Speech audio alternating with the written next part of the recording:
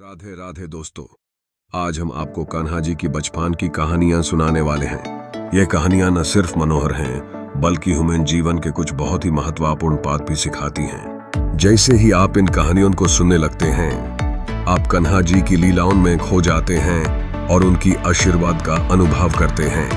कान्हा जी, जिसे हम बल गोपाल के नाम से भी जानते हैं, का बचपन सिर्फ मासूमियत से भरा नहीं था, बल्कि उनके अनेक रोमांचक किस्से से भरा था। एक दिन जब कान्हा जी अपने मित्रों के साथ खेले रहे थे, तब उनके सामने एक महासागर से भारी घटना घटित हुई। उनके साथ के दोस्त छेड़छाड़ करते रहे, लेकिन कान्हा जी ने उस समय अपने आप को संभलते हुए सबको प्रशिक्षित किया और दिखाया कि कैसे संघर्ष के बीच में धैर्य और साहस दिखाना चाहिए। एक और कहानी जो कान्हा जी के नरम स्वभाव को दिखाती है, वो उनकी शुद्ध बुद्धि से जुड़ी हुई है। एक बार उन्होंने एक भयानक दानव का सामना किया। दानव अपने भयानक सुराग के कारण सबको डरा रहा था, पर कान्हा जी ने अपनी बुद्धि और प्रेम से उस दानव को समझा दिया। यह कहानी हमें सिखाती है कि समस्याओं का सामना कैसे करना चाहिए और कैसे हमेशा प्रशंसा और प्रेम से सब कुछ संभाल सकते हैं। कान्हा जी की कहानियां सिर्फ सदगाती या शख्सियत तक सीमित नहीं होती, बल्कि इनमें विशेष शिक्षा छिपी होती है।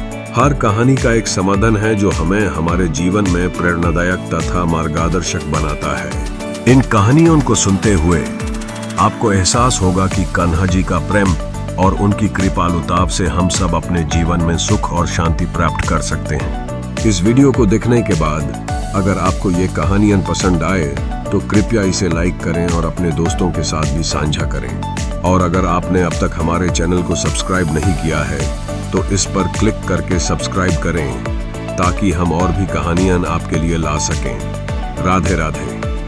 राधा रानी का बचपन बरसाना और वृंदावन में बीता, जो कि भगवान कृष्ण के साथ उनके गहरे संबंध का एक महत्वपूर्ण हिस्सा है। बरसाना, जो पहाड़ियों की छांव में बसा है, राधा की नन्ही किलकारियों से गूंजता था। उनकी मासूमियत में झलकती थी यमुना नदी के किनारे खिला कमल, उनकी पहली पहचान। उनका जन्म वास्तव में एक दिव्य आगमन था, जिसने बरसाना के आसमान में सुखद संगीनी की किरणों को फैला दिया।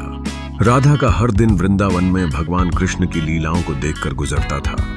वह बच्चों के बीच खुशी से खेलती थी, जहां वृंदावन की खुशबू ने हर पल को महका दिया।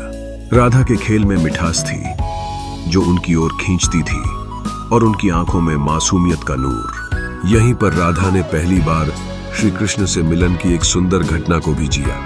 जब वह महज 11 महीने की थीं, उसी समय कृष्ण का जन्मोत्सव मनाया जा रहा था। किंवदंतियों के अनुसार राधा और कृष्ण का बचपन एक पति पत्नी के बंधन की तरह खेल खेल में एक दूसरे से विवाह करने का एक अद्भुत किस्सा है। उनकी कोमलता और प्रेम ने इस नन्हे बंधन को अमिट बना दिया। हालांकि यह प्रेम एक चुनौतीपूर्ण स्थिति में परिवर्तित हो गया जब राधा ने अयान नामक एक व्यक्ति से विवाह कर लिया। यह विवाह सुखमय नहीं था, क्योंकि राधा को फिर भी भगवान कृष्ण से अलग रहना पड़ा। राधा रानी की शक्ति का स्रोत उनकी गहरी भक्ति, करुणा और प्रेम में छुपा हुआ है। उन्हें देवी के रूप में पूजा जाता है, जो भगवान कृष्ण की आंतरिक शक्ति या आह्लादिनी शक्ति मानी जाती है। राधा का जीवन भक्तों के लिए प्रेरणा है, जो प्रेम और भक्ति का प्रतीक है। उनके द्वारा निभाई गई लीलाएं प्रेम पूर्ण बन जाती हैं, जो सच्चे प्रेम के प्रतीक हैं। इस प्रकार राधा रानी का बचपन न केवल खुद उनके लिए, बल्कि भक्तों के लिए भी अद्भुत कहानियों से भरा है। उनका जीवन एक महाकाव्य की तरह है, जहां प्रेम और भक्ति के रंग बिखरे हुए हैं। राधा और कृष्ण का यह संबंध सच्चे प्रेम और भक्ति का आदर्श उदाहरण है, जो हर भक्त के दिल में बसता है।